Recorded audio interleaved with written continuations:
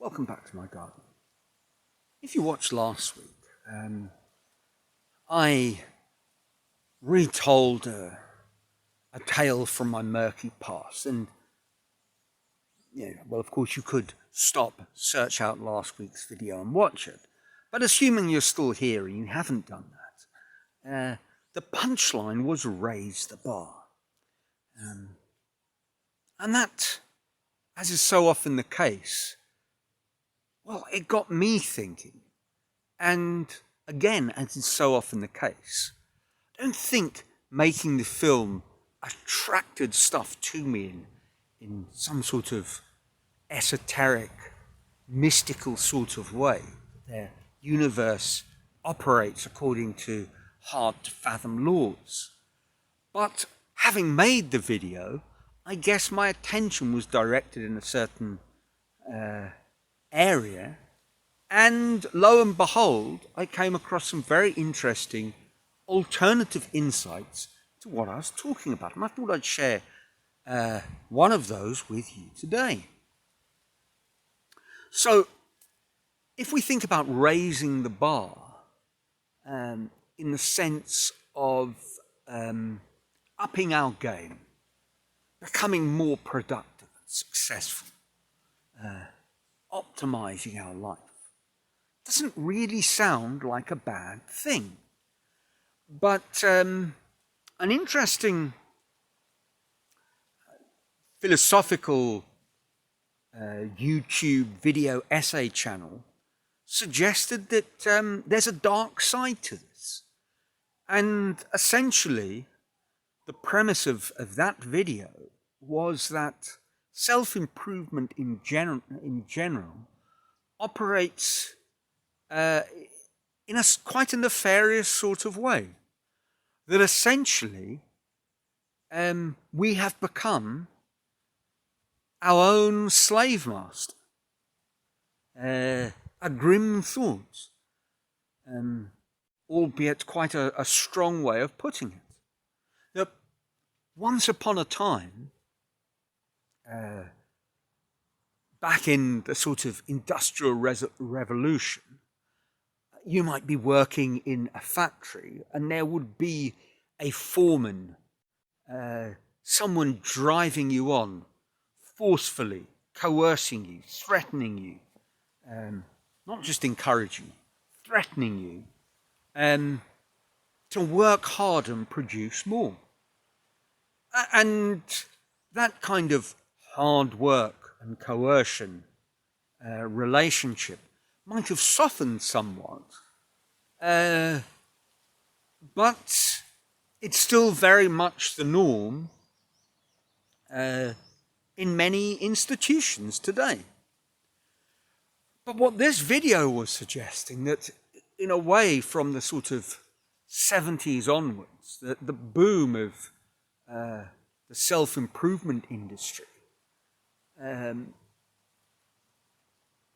had a very dark side to it.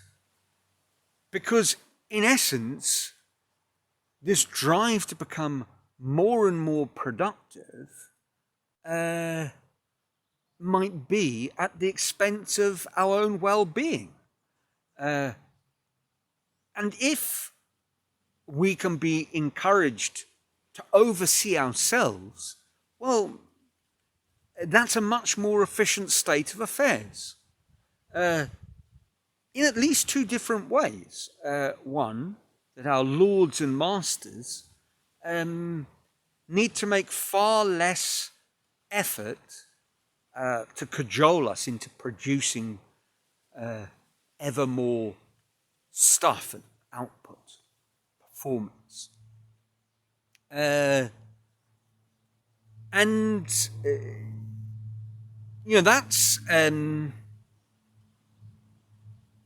That's depressing enough. But also, the fact that we're doing it to ourselves and we've bought into the cult of improved production is that we do this now cheerfully rather than grudgingly.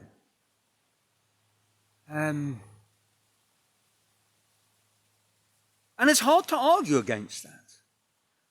It forms a sort of interesting parallel, an analogy with, again, much spoken about, two kinds of dystopian worlds. The George Orwell grim Big Brother is watching you, versus the Aldous Huxley Brave New World, where you're benign, drugged, willing participants in someone else's plan for someone else's benefit. A lot of social critics have suggested that, of course, this Aldous Huxley vision is,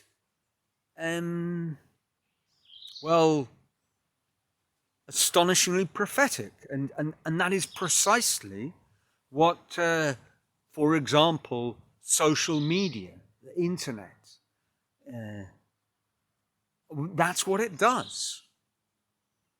We become willing, happy little consumers, but we are controlled by something that is, on some level, essentially pleasant. Albeit if in a sober moment we can reflect on what we're doing, and we realize that we're doing something that we really wish we didn't. And yet,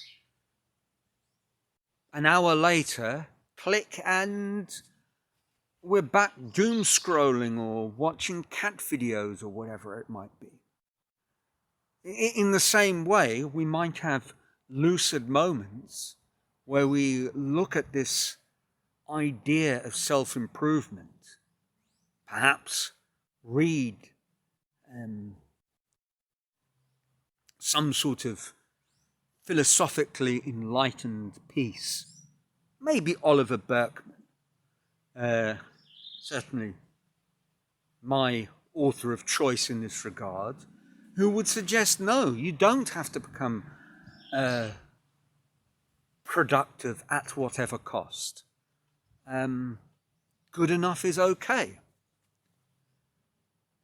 And I guess what I was sort of alluding to last week, and my sort of riposte to all of this would be, the point is that we need to strive for more.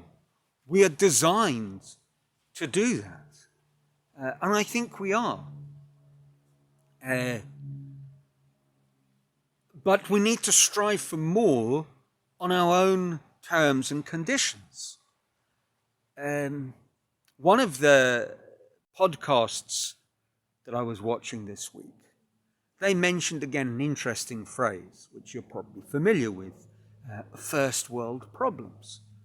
And how in our modern day and age, many of us in the first world, we really don't have problems. We have more than enough of everything that we need, and our lives are fantastic. Obviously, this is not everybody, and I'm not suggesting that even those who, in many ways, lead fantastic lives don't have genuine problems. But what they were talking about with this, the concept of first world problems, is that you might have a problem with transport, so you buy a car, but then the car isn't good enough. You need to get a better car. Something like that. Perhaps that's not the best example, but you know what I mean. That, your life is very, very good, but you start inventing non-problems to solve. And no sooner did I watch this conversation than I saw another one on a tech channel. They were talking about Apple's latest offering, some sort of vision goggly thing that essentially enables you to see the real world and see almost an infinity of virtual screens overlaid in front of it at the same time. And they made the point that once upon a time, Apple gained a reputation by solving problems.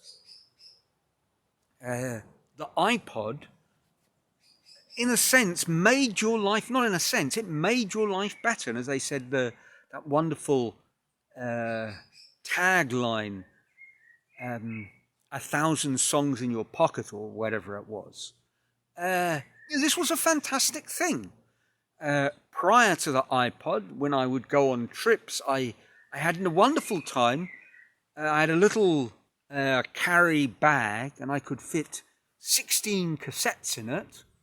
And I had my my Walkman, and that would be my music for a long trip.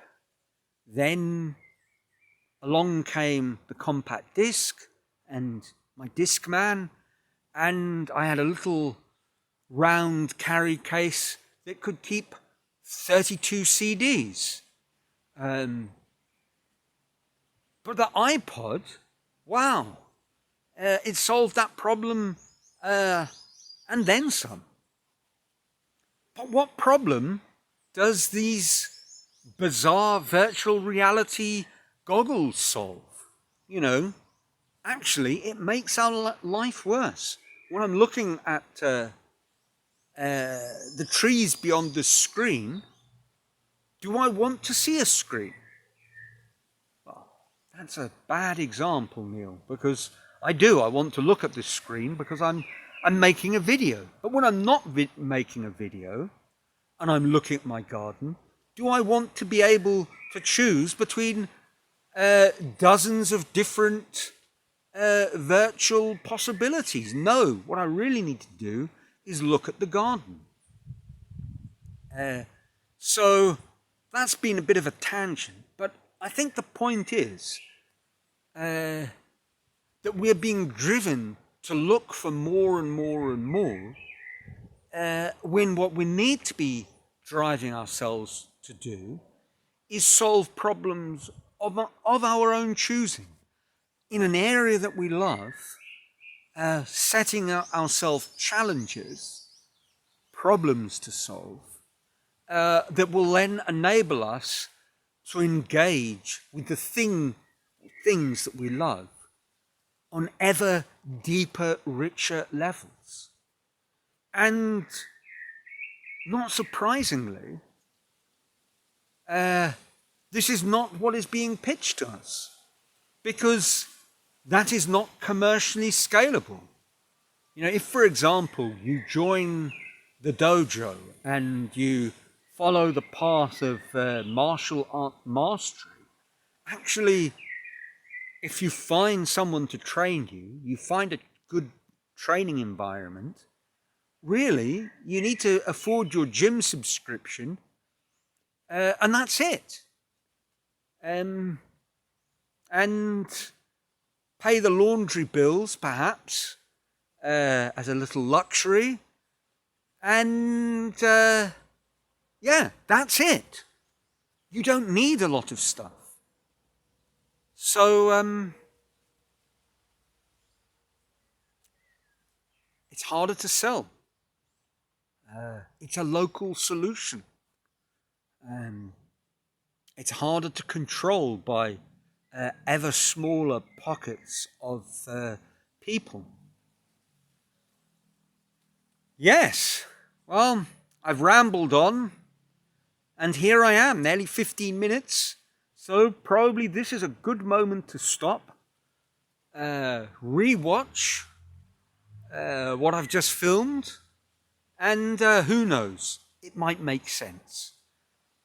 Whether it does or it doesn't, I will post it later, and either way, I do hope your lives are filled with joy. And until next week, from sunny Brazil, ciao.